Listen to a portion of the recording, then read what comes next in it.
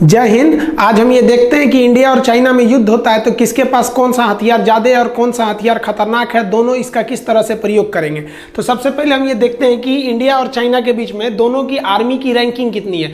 तो दुनिया में अमेरिका टॉप नंबर पे है, दूसरे नंबर पर रसिया और तीसरे नंबर पर चाइना आता है और चौथे नंबर पर इंडिया आता है। रैंक के हिसाब से ज़्यादा का अंतर नहीं है। अगर आप इंडेक्स देखेंगे तो ग्लोबल फायर पावर इंडेक्स में जिसका रैंकिंग जितना कम रहता है इंडेक्स में, वो उतना ज़्यादा पावरफुल माना जाता है। चाइना का कम है 0.6, इंडिया का 0.9। यहां आपको भले लग सकता है कि चाइना पावरफुल है, आगे देखते चलेंगे, जब तक पूरा नहीं देखेंगे आपको समझ में नहीं आएगा और आप भी चाइना के $10 बिलियन जो खर्च कर रहा है चाइना, उसी जाल में आप भी फंस जाएंगे। चाइना पूरी दुनिया के मीडिया में जो पैसे देता है रिश्वत के रूप में या अपनी प्रॉपर्टी को दिखाने के लिए, अपनी तारीफ कराने के लिए, अपनी क्षमता को दर्शाने के लिए, वो $10 बिलियन है। चाइना का जो सबसे बड़ा प्लस पॉइंट है वो उसकी इकोनॉमी है। उसका बजट बहुत ज्यादा है, $237 बिलियन, और हम लोग का बजट उसके आगे बहुत ही कम है। हमसे उसका रक्षा बजट 4 गुना ज्यादा है, $61 बिलियन है। इसमें हम एक डेडिकेटेड अलग से वीडियो बनाएंगे। यही हमारी इंडियन आर्मी के लिए सबसे बड़ा सरदर्द है, बाकी कोई टेंशन नहीं है चाइना और इंडिया से।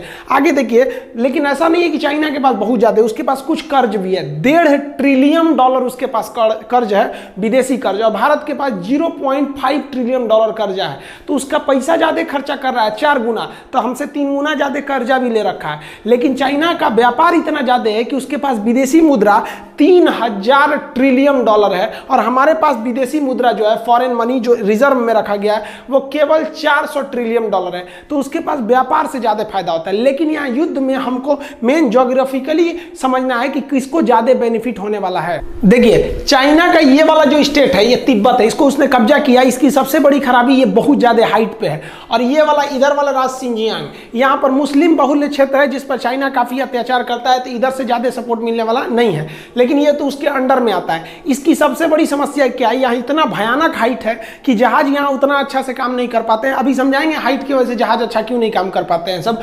दूसरा कि चाइना को अपनी आर्मी को 2 तरह से ट्रेन करना है। एक चाइना के लिए सबसे बड़ा कंट्रोवर्सी है, उसके लिए अमेरिका। चाइना अमेरिका के लिए भी प्रिपेयर रहता है, इसलिए उस ढंग से तैयारी करता है, और इंडिया के लिए। लेकिन इंडिया अपना मेन थ्रेट चाइना को मानता है, इसलिए इसके जितने भी हथियार है वो चाइना को ध्यान में रख के किए गए। इसलिए इंडिया के हथियार आपको कम दिखेंगे क्योंकि हमारे पास सिंगल दुश्मन है। और पाकिस्तान की तो बातें छोड़िए उसको। अब चाइना के सामने क्या है, उसको कुछ अमेरिका को काउंटर के लिए हथियार रखने हैं, कुछ इंडिया के लिए। अमेरिका से लड़ना है तो एयरफोर्स नेवी से लड़ोगे, और इंडिया से लड़ना है तो फिर आर्मी से लड़ोगे। तो इसलिए उसकी संख्या ज्यादा दिखती है। ज्यादा इसलिए दिखती है, ज्यादा बवाल पाल के रखा है। अगर हम टोटल एयरक्राफ्ट की बात करें तो इधर हम चाइना का लिखते हैं, इधर इंडिया का लिख रहे हैं। चाइना के पास 3210 एयरक्राफ्ट है, हर तरह के एयरक्राफ्ट को मिला के, जबकि इंडिया के पास 2123 एयरक्राफ्ट है। तो यहाँ एयरक्राफ्ट की संख्या इंडिया के पास कम है और इसके पास ज्यादा है। लेकिन चाइना चाह के भी अपने एयरक्राफ्ट से इंडिया के लिए ज्यादा एक्शन नहीं ले सकता है, जिसके कुछ कारण है। चाइना के पास जो कॉम्बैक्ट एयरक्राफ्ट है, ये चाइना के पास सबसे बड़ा पावरफुल कॉम्बैक्ट एयरक्राफ्ट है, वो 1232 है, जबकि इंडिया के पास देखिएगा तो केवल 538 है। यहाँ चाइना के ये एयरक्राफ्ट पावरफुल भी है, नो डाउट, ये हम भी कहते हैं पावरफुल है। इंडिया के एयरक्राफ्ट भी बहुत तगड़े हैं। इधर जो आप हाल ही में राफेल आया है, ये कॉम्बैक्ट जहाज क्या होते हैं, आमने सामने लड़ाई में काम आते हैं। वो ग्राउंड पे भी हमला कर सकते हैं, सामने भी हमला कर सकते हैं। लेकिन चाइना के ये कॉम्बैक्ट एयरक्राफ्ट और इंडिया के एयरक्राफ्ट में सब बहुत ज्यादा हथियार भर जाते हैं, जिस वजह से इसका वजन बहुत भारी हो जाता है। लेकिन चाइना का ऊपर जो इंडिया से सटने वाला तिब्बत का एरिया है, वो 4000 से 5000 मीटर की ऊंचाई पर है। वो ऑलरेडी उतनी ऊंचाई पर है। उसके बाद से जहाज को ऊंचा जाना है 5000 मीटर और। अब इतनी हाइट पे जाने की वजह से इसमें जेट इंजन लगा रहता है, और जेट इंजन की खासियत क्या होती है कि उसे ऑक्सीजन चाहिए। बिना ऑक्सीजन के उसका अंदर का पेट्रोल जलेगा ही नहीं। वो रॉकेट इंजन थोड़ी है जो अंतरिक्ष में चला जाए। जेट इंजन को ऑक्सीजन चाहिए, और ये जमीन खुद ही 5000 मीटर की ऊंचाई पर है, और 5000 और जाइएगा तो उतने ऊंचाई पर ऑक्सीजन लेवल बहुत ही घट जाता है, जिस वजह से उसकी इंजन की क्षमता घट जाती है। अब इंजन की क्षमता घट जाएगी तो आप चाह के भी आपकी ये 4थी पीढ़ी का जहाज और 5वीं पीढ़ी का जहाज किसी काम का नहीं रह गया। मान के चलिए कि आपकी क्षमता बहुत ज्यादा है, लेकिन ऑक्सीजन की कमी से आपका इंजन ही काम करना छोड़ देगा, जिस वजह से आप चाह के भी ज्यादा हथियार नहीं ले सकते हैं, ज्यादा हाइट पे नहीं जा सकते हैं। और अब तो उतना पार करके अगर आप आइएगा इंडिया की ओर, तो एक तो पहले ही आप तो कम लोड उठाए ही थे, रास्ते में भी आपका कुछ फ्यूल खत्म हो गया।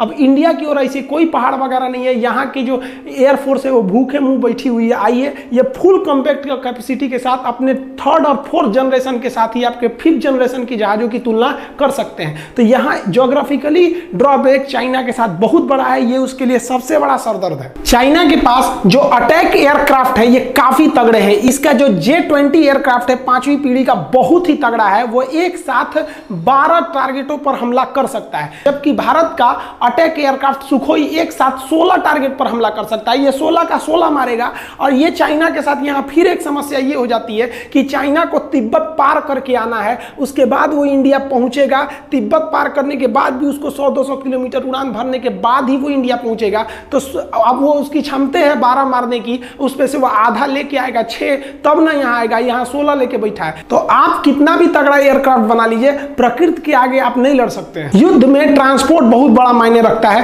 कौन पहले ट्रांसपोर्ट में पहुंचता है? तो ट्रांसपोर्ट विमान चाइना के पास 224 है और इंडिया के पास 250 ट्रांसपोर्ट विमान है। इसके पास विश्व प्रसिद्ध C-17 ग्लोब मास्टर है, जिसकी क्षमता बहुत ही ज्यादा है। और चाइना को यहाँ फिर दिक्कत होगा कि हैवी लोड आप कम ऑक्सीजन से उठा ही नहीं सकते हैं। तो इसके पास आप इस तरह से देखेंगे तो इसको यहाँ पे भी दिक्कत का सामना करना पड़ेगा। जो हेलीकॉप्टर होते हैं उसका तो प्रिंसिपल यही है कि वो हवा के थ्रस्ट पे ही उड़ते हैं, ऊंचाई पे जा सकते हैं। और यहाँ पर ऑक्सीजन लेवल घटने की वजह से हवा का थ्रस्ट भी नहीं रह जाता है। और चाइनीज हेलीकॉप्टर की संख्या ज्यादा है, 911 है, और इंडिया के पास केवल 722 हेलीकॉप्टर है। लेकिन यहाँ इंडिया भारी पड़ेगा, क्योंकि इंडिया के पास 2 बहुत ही घातक हेलीकॉप्टर है, जो मतलब बहुत हैवी हेलीकॉप्टर है। एक Mi-17 V5 और दूसरा चिनूक आ गया है। चिनूक के पास डबल डिस्क है। हेलीकॉप्टर के डायना को डिस्क कहते हैं। ये डबल डिस्क है, इसकी सर्विस सीलिंग ज्यादा है, लोड कैपेसिटी भी ज्यादा है। डिस्क मतलब डायना, सर्विस सीलिंग मतलब ज्यादा हाइट पे जा सकता है, क्योंकि 2-2 डायना है इसके पास, और ज्यादा चीजों को ये उठा सकता है एक ही बार में। जबकि चाइना के हेलीकॉप्टर के पास सर्विस सीलिंग की क्षमता कम है, क्योंकि इनके पास अधिकांश हेलीकॉप्टर सिंगल डिस्क के ही है। आर्मी को बढ़त देने के लिए अटैक हेलीकॉप्टर काफी जरूरी होते हैं। चाइना के Y-20 हेलीकॉप्टर जो है, उनके पास अटैक हेलीकॉप्टर 281 अटैक हेलीकॉप्टर है, जबकि भारत के पास महज 23 अटैक हेलीकॉप्टर है। लेकिन इस अटैक हेलीकॉप्टर के साथ Mi-24 और अपाचे हेलीकॉप्टर को शामिल करने के बाद भारतीय एयरफोर्स का अपाचे हेलीकॉप्टर विश्व प्रसिद्ध है। इसने कई युद्धों में अपनी जंग को दिखाया है, जबकि चाइनीज हेलीकॉप्टर अभी किसी भी लड़ाई को नहीं लड़े हैं। एक बात बताइए, आप खूब अच्छे से एग्जाम की तैयारी कर लीजिए, जगह जगह टेस्ट माराइए, इस कोचिंग में उस कोचिंग में टेस्ट दे दीजिए, लेकिन क्या आप गारंटी दे सकते हैं कि आप एग्जाम में पास होइएगा? देखिए, टेस्ट देना अलग होता है, प्रैक्टिस देना अलग होता है, लेकिन एग्जाम को सॉल्व करना अलग होता है। तो इन हेलीकॉप्टरों को युद्ध लड़ने का कोई अनुभव नहीं है, जबकि अमेरिका से आयातित ये Apache helicopter Afghanistan, Iraq, Libya, Syria हर जगह अपनी काबिलियत को दर्शा चुके हैं। दूसरा, इस हेलीकॉप्टर के अंदर सर्विस सीलिंग ज्यादा है, और इसका जो एमुनिशन, जो आगे गनर हथियार होता है, वो पायलट के डायरेक्ट आंख से अटैच होता है। जिधर पायलट देखेगा इसका जो बंदूक है वो उधर ही घूम जाता है, निशाना लगाने की जरूरत नहीं है। अगला एक और चीज कि ये 9mm की बंदूक की गोली को भी झेल सकता है, और इसमें जो हॉट स्पॉट यानी मिसाइलों को लगाने की जगह है, ये इससे 3 गुना ज्यादा है। यानी हेलीकॉप्टर के मामले में अभी पूरी दुनिया में अपाची के आगे कोई नहीं टिक सकता है। और ये जो अपाची है ये एकदम नीचे नीचे उड़ान भर सकता है, जिस वजह से ये रडार में भी नहीं आएगा, और ये क्षमता इसके पास नहीं है। ओवरऑल चाइनीज जो एयरफोर्स है वो संख्या में आगे है, लेकिन उसके सामने एक प्राकृतिक समस्या, दूसरी उसकी टेक्नोलॉजी वर्ल्ड लेवल की नहीं है। हमारे पास कम ही है, लेकिन टेक्नोलॉजी ज्यादा है। और वैसे भी चाइनीज सामानों पे कितना भरोसा करते हैं, सोचो चल गया तो चांद तक, नहीं चला तो शाम तक। अब बात करते हैं थल सेना की आर्मी के बारे में। तो जो टैंक्स हैं, देखिए चाइना के पास बहुत ही ज्यादा मात्रा में टैंक है, 35,000 टैंक है, लेकिन इसमें से आधे से ज्यादा ओल्ड डेटेड टैंक है, और चाइना का एरिया बहुत ही ज्यादा है, जिस वजह से उसको टैंक की ज्यादा जरूरत है। अब एक बात बताइए, भारत और चाइना की जहां भी सीमा लगती है वहां से पूरा पहाड़ है, ये पहाड़ पे टैंक चढ़ेगा यहाँ पे, तो इसकी ज्यादा जरूरत नहीं लड़ाई में दिखेगी। आप देखे होंगे आर्मी भी जो पहुंच रही है तो ज्यादा टैंक लेके नहीं पहुंच रही है वहां पर बॉर्डर पे, चाहे गलवान घाटी हो या लद्दाख का एरिया हो या सिक्किम हो या अरुणाचल प्रदेश हो। और इंडिया के पास जो T-90 टैंक है ये पूरे वर्ल्ड का बेस्ट टैंक है। अमेरिका का अब्राहम और यहाँ का T-90, भीष्म, T-72 और अर्जुन टैंक जैसे भारत के पास बहुत ही घातक टैंक है, वो 4000 की संख्या में टैंक है। इन टैंक की सबसे बड़ी जो खासियत है, इनमें इंफ्रारेड अपर्चर रडार है, ये छुप सकते हैं। दूसरा, इनमें जो टारगेट सेंसर सिस्टम दिया है कि एक बार अगर दुश्मन को टारगेट को सेट कर दिया गया, इसके जो ये बैरल जो नली है, तो उसके बाद से टैंक चलती भी रहेगी, जर्क करेगी, हवा में कूद जाएगी, तो उससे उस टारगेट को कोई फर्क नहीं पड़ता, वो अपना एडजस्ट कर लेगा। इसका मतलब ये हुआ कि इसका जो टारगेट है एकदम पिन पॉइंट है। लेकिन यहाँ इंडिया और चाइना दोनों के टैंक ज्यादा काम नहीं आएंगे। टैंक बेसिकली चाइना बॉर्डर पे नहीं बल्कि पाकिस्तान बॉर्डर पे ज्यादा यूज किए जाएंगे। आर्मर्ड व्हीकल की बात करेंगे तो ये एक ऐसा गाड़ी होता है जो बुलेट प्रूफ होता है, इसके अंदर सैनिकों को बैठाकर दूसरे जगह पे ले जाया जाता है। तो इंडिया के पास जो आर्मर्ड व्हीकल है वो 8000 8500 की संख्या में है, 8686 है, जबकि चाइना के पास ऐसे आर्मर्ड हथियार 33,000 है। इस आर्मर्ड हथियार की चाइना की ज्यादा जरूरत है। क्यों? क्योंकि चाइना के पास विवाद ज्यादा है, उसको हांगकांग संभालना है तो इन्हीं से उसको आर्मी को भेजना है। सिंजियांग में दिक्कत है, जबकि इंडिया में आर्मी को इंटरनल कंट्री में कोई दिक्कत नहीं है, चाइना को ज्यादा दिक्कत है। गलवान घाटी में आए थे लोग, चाइना वाले लोग कॉम्बैक्ट लेके देखिए उलाट दिया सब इंडियन आर्मी वाला। कुछ ससुरे कमेंट कर रहे हैं कि चाइना का नहीं मरा। अरे बकलोल, अमेरिका ने स्पष्ट कह दिया है कि उसने सैटेलाइट से देख के बता दिया है कि एम्बुलेंस की आवागई ज्यादा थी, वहां पर लेफ्टिनेंट कमांडर रैंक का अधिकारी मरा है और 40 से ज्यादा मौत हुई है। इंडिया में जब हम पिछला वीडियो बनाए थे तो उसमें 3 बताए थे, इंडिया में लगभग 20 जवान शहीद हो गए हैं। अभी ये संख्या घट बढ़ सकती है, इस पर ये अभी लास्ट डाटा नहीं है। लेकिन चाइना का खुद का न्यूज ने क्या कहा है कि चाइनीज सोल्जर को भी काफी ज्यादा कैजुअलिटी उठानी पड़ी है। हम इस बात को स्वीकार करते हैं, लेकिन ये नंबर नहीं बताएंगे क्योंकि इससे हमारे देश के अंदर लोगों के अंदर एक अलग सी भावना आ जाएगी। इसका मतलब आपके अंदर ज्यादा मरे हैं लोग, तभी आपकी आर्मी लोग पूछेंगे आपसे। सेल्फ प्रोपेल गन वो होते हैं जिनके अंदर ऑटोमेटिक कैनन यानी बारूद को लोड करके हमला किया जाता है। चाइना के पास लगभग 3800 सेल्फ प्रोपेल गन है, जबकि इंडिया के पास महज 250 है। लेकिन हम आपको पहले भी बताएं कि पहाड़ी लड़ाई में ना टैंक काम आते हैं, ये सब काम नहीं आते। हाँ, तोप काम आ सकते हैं, रॉकेट काम आ सकते हैं, हेलीकॉप्टर काम आ सकते हैं, फाइटर, लेकिन ये सब उतने काम नहीं आएंगे। ये सब पाकिस्तान के लिए है सर। पाकिस्तान अब वैसे भी नहीं लड़ेगा हम लोग से। देखिए भारत की समझदारी देखिए, पहाड़ों पर तोप ज्यादा काम आते हैं जिसे हम फील्ड आर्टिलरी या फिर तोप कैनन कहते हैं। चाइना के पास 3600 ऐसे तोप हैं, जबकि भारत के पास 4000 हैं। तो देखिए भारत अपने जरूरत की चीज को रखा है क्योंकि उसे पता है कि पहाड़ों पर यही काम आएंगे। और भारत सरकार इतना बेहतरीन डिसीजन लिया था कि पहाड़ों पर इनको लेके कैसे जाइएगा उतनी ऊंचाई पर। तो हम जो आपको चिनूक हेलीकॉप्टर दिखाए, इस चिनूक हेलीकॉप्टर से इन फील्ड आर्टिलरी गन को उठा के आप कहीं भी रख सकते हैं। तो ये प्लस पॉइंट है हमारे लिए। पहाड़ों पर रॉकेट लॉन्चर बहुत काम आएंगे। यहां चाइना को बेनिफिट है कि उसके पास 2650 ऐसे मल्टी बैरल रॉकेट लॉन्चर है जो एक साथ मिसाइलों को, रॉकेटों को दाग सकते हैं, जबकि भारत के पास भी है। भारत के पास Pinaka multi barrel rocket launcher है, लेकिन इसकी संख्या महज 266 है। यहां भारत को एक निगेटिव स्थिति का सामना करना पड़ेगा। मीडिया के द्वारा, फेसबुक के द्वारा आपके ऊपर एक दबाव बनाया जाता है कि चाइना बहुत खतरनाक है, उसकी आर्मी ज्यादा है, घंटा आगे है। देखिए कैसे चाइना के पास जो एक्टिव आर्मी है वो 21 लाख है। आपको यह संख्या जरूर ज्यादा लगेगा, लेकिन भारत के पास एक्टिव आर्मी 14 लाख है। तो आप कहेंगे 14 लाख, ये 21 लाख। चाइना के पास जो रिजर्व आर्मी रखी गई है वो 5 लाख रखी गई है। तो 21 5 कितना हुआ? 26। और भारत के पास जो रिजर्व में रखा गया है फौजियों को वो 21 लाख है। 14 लाख उधर, 21 लाख इधर, टोटल 35 लाख हो गई। पूरी दुनिया में सबसे बड़ी स्टैंडिंग आर्मी भारत की है। लेकिन आपको कभी यह एहसास नहीं होने दिया जाता है क्योंकि चाइना $10 बिलियन खर्च करता है। आप कभी भी फेसबुक, व्हाट्सएप इस सब पे चाइना की कोई बुराई नहीं सुन सकते।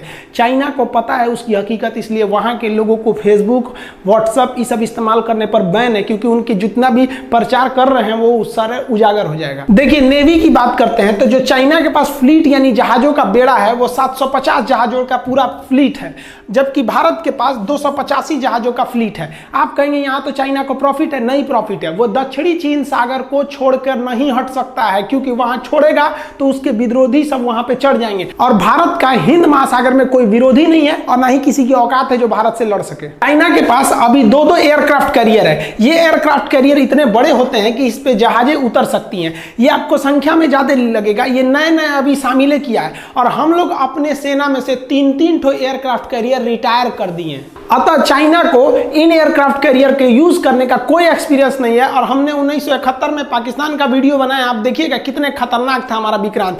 फिलहाल हमारे पास एक एयरक्राफ्ट कैरियर है, लेकिन ये इन दोनों पर भारी पड़ेगा क्योंकि ये रूस का बना हुआ है। विक्रमादित्य काफी शक्तिशाली है और हम लोगों को नेवी का एक बहुत बड़ा एक्सपीरियंस है। देखिए चाइनीज नेवी का जो सबसे बड़ा पावर है ना वो उसकी पनडुब्बी सबमरीन का है। इसे साइलेंट किलर कहते हैं, ये पानी के अंदर रहता है। चाइना के पास इसकी संख्या 74 है और भारत इस मामले में बहुत ही पीछे है। इसकी संख्या 16 है और आधे से ज्यादा पुराने हैं।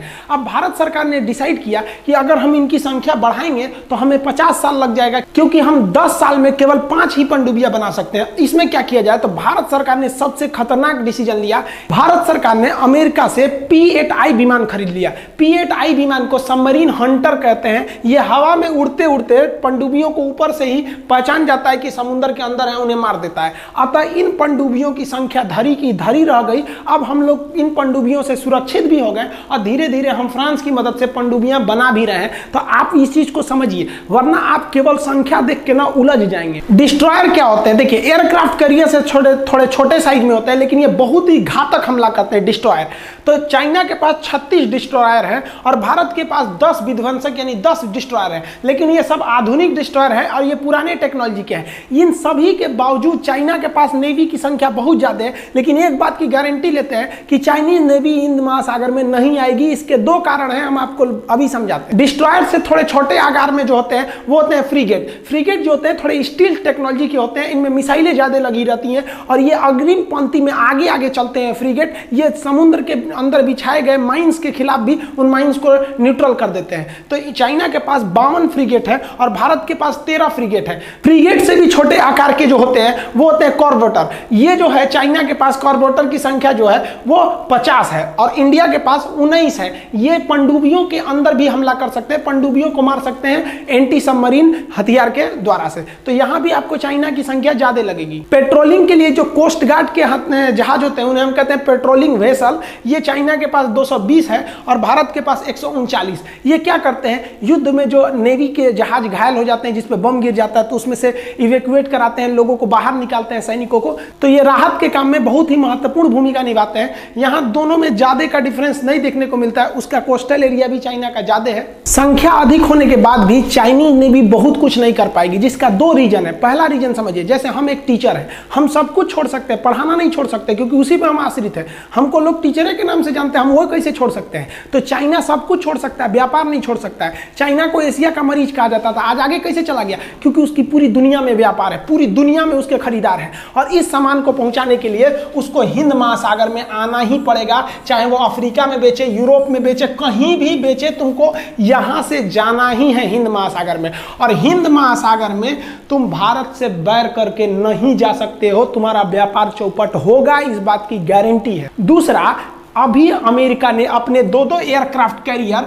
दक्षिणी चीन सागर में भेज दिए हैं। ये जानबूझ के भेजे हैं। आप अभी सुने होंगे कि मोदी जी में और डोनाल्ड ट्रंप में फोन पे वार्तालाप हुई थी, ये सीक्रेट बात थी। लेकिन आप अभी सोचिए अपने मन से कि चाइना और अमेरिका में कोई दिक्कत ही नहीं है, लेकिन अमेरिका ने अपने बहुत ही भीषण जंगी जहाजों को, विध्वंसक जहाजों को पूरा ग्रुप भेज दिया, जिसमें 2-2 एयरक्राफ्ट कैरियर है। अब चाइना के पास 2 एयरक्राफ्ट कैरियर है और 2 अमेरिका भेज दिया, तो वो यहां से अब हट ही नहीं सकता है क्योंकि उधर है। अब यहां हिंद महासागर में इंडियन नेवी एकदम फ्री हो गई। अब अगर इंडियन नेवी आगे बढ़ती भी है तो अमेरिका और इंडिया एक साथ हो जाएंगे। यहां ऑस्ट्रेलिया से पहले समझौता हो गया है और इंडिया के मैटर पे कभी भी रूस उसके साथ नहीं आएगा। और आप सोच रहे होंगे, पाकिस्तानी कमेंट करते हैं हम चाइना के साथ आ जाएंगे। अरे बकलोलवा कहीं का, अमेरिका तुमको पैसा देना बंद करेगा, ससुरा अंडरवियर नहीं खरीद पाओगे तुम लोग। और भारत के कहने पर अगर भारत के मामले में टांग लड़ाएगा तो अमेरिका जानता है कि भारत को रोकने का मतलब चाइना को रोकना, और चाइना अगर नहीं रुका तो अमेरिका के लिए दिक्कत होगा। इसलिए अमेरिका पाकिस्तान को दिए जाने वाली आर्थिक मदद को रोकने की धमकी देगा और इस धमकी से ही तुम लोग का पैंट गीला हो जाएगा। देखिए, हम लोग को केवल डराया जाता है कि चीन की सेना बड़ी है, उसके पास पैसे ज्यादा है, संसाधन ज्यादा है। गलत है, हमें उसकी सेना से नहीं लड़ना है। देखिए, मेरा अपना मानना है चीन को माइंड से हराना है। सबसे पहले हमको चीन के 8 जगहों पर हमला करना है और इसमें से सबसे पहले हमको चीन के सैटेलाइट मार के गिराने हैं। आप कहिएगा कि वो इंडिया का सैटेलाइट नहीं मार के गिरा सकता है। देखिए, सैटेलाइट कहां घूम रहा है अंतरिक्ष में, इसको पता करने की टेक्नोलॉजी केवल अमेरिका के पास है और रूस के पास है।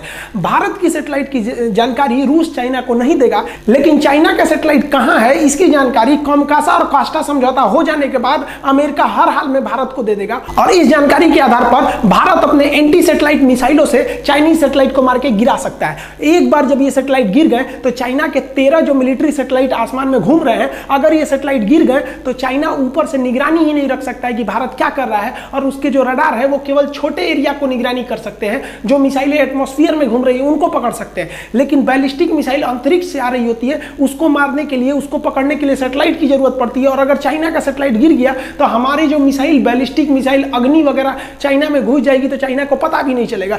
जैसे ये सैटेलाइट गिरे, चाइना का एक बहुत बड़ा ड्रॉबैक होगा उसकी निगरानी, सर्वेलांस में। और इसके बाद जो सबसे तेज एक्शन लेता है, देखिए सैटेलाइट गिर गया तो चाइना की मिसाइलें भी काम नहीं कर सकती है, और उसके बाद अचानक जो चाइना के जो एयर स्ट्रिप हैं, हवाई पट्टियां, इन पर ताबड़तोड़ हमला करना चाहिए। जो तिब्बत और सिंजियांग का एरिया जो भारत से लगता है, इन एयर स्ट्रिप को गिराने के बाद चाइना कोई भी काउंटर अटैक नहीं कर सकता।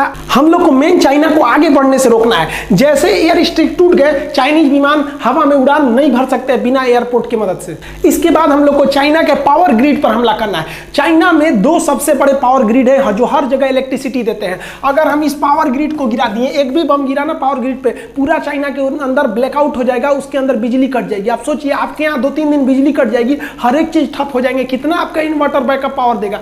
तो जैसे ये बिजली ठप होगी, पावर बैकअप के अभाव पर जो छोटे मोटे रडार हैं, इनको भी पावर नहीं मिल पाएगा, वो भी बंद हो जाएंगे। और उसके बाद चाइना का जो सबसे बड़ा डिपो है, जितने बड़े बड़े पेट्रोलियम के डिपो हैं, इन डिपो को उड़ा देना चाहिए। इस डिपो को उड़ाने पे डबल फायदा होगा, एक उसका पेट्रोल जाएगा, दूसरा ये खुद उसके लिए एटम बम साबित होगा, ये खुद ही ब्लास्ट कर जाएगा और अगल बगल में अफरा तफरी मिल जाएगी। इसके बाद चाइना अपने रेल नेटवर्क की मदद से सोचेगा अपनी सेना को जल्दी से जल्दी बॉर्डर तक पहुंचाया जाए। इसके लिए भारत को तुरंत उसके जो मेन रेलवे जंक्शन है, जहां ज्यादा रेलवे आके जुड़ती है, उन रेलवे जंक्शन को ध्वस्त करना चाहिए, ताकि रेल जो है तेजी से नहीं आ सके, क्योंकि एयरपोर्ट के बाद चाइना अपना मेन फोकस करेगा रेलवे के थ्रू। तो रेलवे को ध्वस्त कर देना चाहिए तुरंत। स्ट्रेटेजिक फोर्सों को और एयरफोर्स के द्वारा उसके बड़े बड़े जितने भी सड़क पर बनाए गए पुल हैं, इसको ध्वस्त करना चाहिए, क्योंकि चाइना का एरिया पहाड़ों वाला एरिया है और वहां हमेशा हर 10-15 किलोमीटर बाद एक ब्रिज आता है। ब्रिज तोड़ दीजिएगा तो 2-3 महीना से कम समय में बनेगा ही नहीं, इतने में तो युद्ध खत्म हो जाएगा। तो इसको रोकने से चाइना की बढ़त रुक जाएगी। इन 6 हमले से चाइना का मनोबल पूरी तरह टूटेगा। उसके बाद जो चाइना की ऑर्डिनेंस फैक्ट्री है, जहां तोप, गोले, बारूद कारखाने, ये सब के जो कारखाने हैं, जहां बंदूकें बनती हैं, उन सब पे तुरंत ध्वस्त करके हमला से उड़ा देना चाहिए। इससे जो उसका बैकअप सपोर्ट था, ये टूट जाएगा और बैकअप टूटने के बाद उसे इस विषम परिस्थिति में कोई दुनिया मदद नहीं करेगी। और चाइना जो सबसे ज्यादा कूदता है अपने व्यापार पे ना, उसके व्यापार को समुद्र के रास्ते होते हैं, उसके जितने भी बड़े बंदरगाह हैं, उस पर तेजी से हमला करके एक साथ तोड़ देना चाहिए इन सबको। हमारे हिसाब से चाइना की इन 8 जगहों पर हमला करेंगे, चाइना की कमर टूट जाएगी। लेकिन चाइना हमको अपनी केवल मजबूत चीजों को दिखाता है कि हमारे पास 21 लाख आर्मी है। अरे कोई आर्मी धरी की धरी रह जाएगी ससुराई, तुम्हारा ये 8 चीज टूट गया ना, तो तुम देखा ना 21 लाख फौज है कि 21 करोड़ है, कुछ नहीं होने वाला है। और ऐसा हो सकता है, ऐसा किया गया है। इजराइल ने 6 दिन की लड़ाई में पूरी अरब देशों के, मिडिल ईस्ट के देशों को हरा दिया था। ना कोई उसका साथी था, ना पूरे पड़ोसी उसके दुश्मन थे सब। इसके बावजूद उसने पूरे अपने अरब देश के दुश्मनों को धूल चटा दिया, चाहे वो उसके अगल बगल का मिस्र हो, सीरिया हो, लेबनान हो, सबको हरा दिया। और इजराइल वो सारे हथियार, वो सारी टेक्नोलॉजी भारत को देने के लिए हर एक रणनीति तैयार है। अतः भारत अगर इस तरह से हमला करेगा तो हम लोग ज्यादा भारी पड़ेंगे। लेकिन हमको क्या दिखाया जाता है कि हमको आर्मी से लड़ना है, एयरफोर्स से लड़ना है, अभी मेंटली लड़ना है। पहले ये थूर दीजिए और उसके बाद एक आर्मी आओ, सोचो तो आप बहुत ज्यादा टैंक करना, ले आओ टैंक उठा के हम लोग यहाँ खूंटा में बांधेंगे टैंक को। देखिए, अगर चाइना पर इस तरह से हमला होगा तो अगले 100 साल तक चाइना खड़ा नहीं हो सकता है। और इसके बाद हमें तुरंत चाइना के इंतरी भाग में, यानी उसके तिब्बत में विद्रोह खड़ा करके तिब्बत को स्वतंत्र कराने के लिए पूरी दुनिया को एकजुट हो जाना चाहिए। अभी दलाई लामा ने भी कहा है भारत को कि अगर भारत तिब्बत को स्वतंत्र कराएगा तो तिब्बत भारत का साथ देगा। तो तिब्बत पे तुरंत इस तरह से एक्शन ले लेना चाहिए। तो भारत को तिब्बत के मामले को भी जोर से उठाना चाहिए, क्योंकि अगर मान लीजिए हम किसी से 100 रुपया ले लिए हैं और हम चाहते हैं वो 100 रुपया हम हड़प ले, तो हमें उसको क्या करना चाहिए? जब वो आदमी मिले ना, तो हमको कहना चाहिए हमारा 1000 रुपया दो, हमारा 1000 रुपया दो। आदमी कहेगा कैसा 1000, कैसा 1000? पंचायत बैठेगा तो फिर हो गया, चलो भाई 1000 का मैटर नहीं है, और पीछे वाला 100 रुपया गायब हो गया। इसीलिए भारत को तुरंत तिब्बत और ताइवान के मामले को हाईलाइट करना चाहिए कि चाइना उसी में उलझ जाए, लद्दाख है, सबका मैटर नहीं मिल जाए। चाइना को खाली छोड़ेंगे तो फिर वो आपको बर्बाद करेगा। अतः हमारे नीति निर्देशकों को भी ये ध्यान रखना चाहिए और उन्हें अपनी सेना को इस तरह से ट्रेन करना चाहिए कि हमें चाइना की इन 8 जगहों पर एक ही बार हमला करना है, जिस तरह से इजराइल ने किया था। और उसके बाद तिब्बत के मैटर को हाईलाइट करके तिब्बत को स्वतंत्र कराना चाहिए। और हमारे नीति निर्देशकों को इस चीज को ध्यान में रखना चाहिए कि तोप टैंक का जमाना अब पुराना हो गया, अब आपका मेंटली लड़ाई लड़ेगी। अभी भारत के पास 2 सबसे घातक हथियार है। आप देखिए सबसे घातक हथियार हमारे पास कौन है? अभी जो भारत के कमाल संभाले ना नरेंद्र मोदी, बहुत ही ढीठ प्रधानमंत्री है। इंदिरा गांधी के बाद इतना ढीठ प्रधानमंत्री अभी हमको अब देखने को मिला है।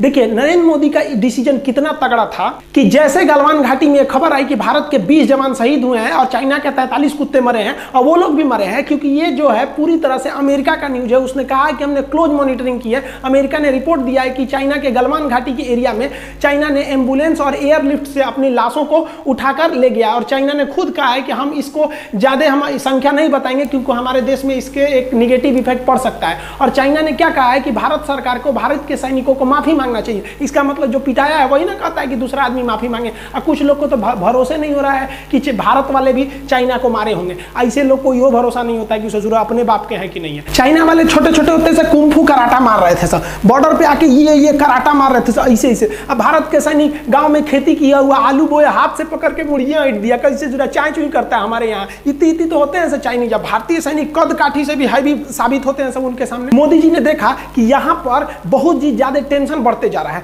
चाइना ने क्या कहा था कि हम 8 घंटे में फौज उतार सकते हैं। मोदी जी ने कुछ नहीं बोला और मोदी जी ने 1 लाख फौज को घुसा दिया लद्दाख के एरिया में और गलवान घाटी से महज 5 किलोमीटर पीछे रोका हुआ है। अगर वो फौजी चाहे तो आधे घंटे में 30 मिनट में पैदल पहुंच जाएंगे गलवान घाटी पे। और चाइना कहता है हमारा ट्रांसपोर्ट बहुत बढ़िया है, हम 8 घंटा में पहुंच सकते हैं। देखो यहाँ आधा घंटा में पहुंच सकते हैं। 1 लाख को पहुंचा दिया नरेंद्र मोदी ने। अब बोला तक नहीं किसी को कि हम पहुंचा दिए। मोदी जी ने भी स्पष्ट संकेत दे दिया। हमारे विदेश मंत्री जयशंकर जी ने कह दिया है कि इस गलवान घाटी में जो हुआ विवाद के बाद भारत और चाइना के बीच जो रिश्ते हैं इसमें काफी ज्यादा दरार देखने को मिलेगी। अर्थात भारत व्यापार के क्षेत्र पर भी उसका विरोध करेगा।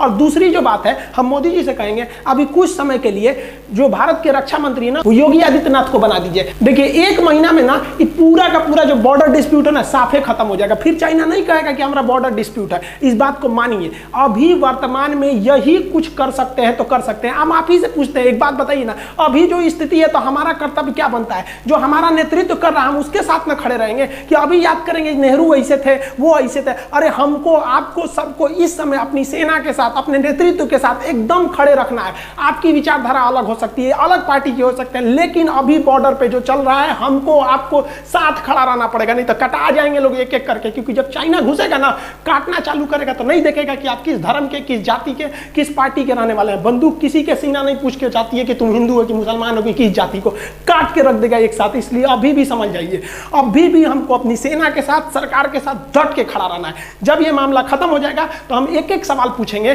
कि आपने क्या किया था हर चीज को, लेकिन अभी पूछना गलत है। देखिए अगर आपको लगता है हम किसी पार्टी के समर्थक हैं तो गलत बात है। हम किसी भी पार्टी को सपोर्ट नहीं करते, लेकिन हम कहते हैं कि जो अभी वर्तमान परिस्थिति है अभी इन्हीं से संभलेगा। नहीं तो आप ही कमेंट करके बताइए ना कि कौन किससे संभलेगा। अभी क्या कर सकते हैं? अभी हमको हर हाल में साथ देना पड़ेगा।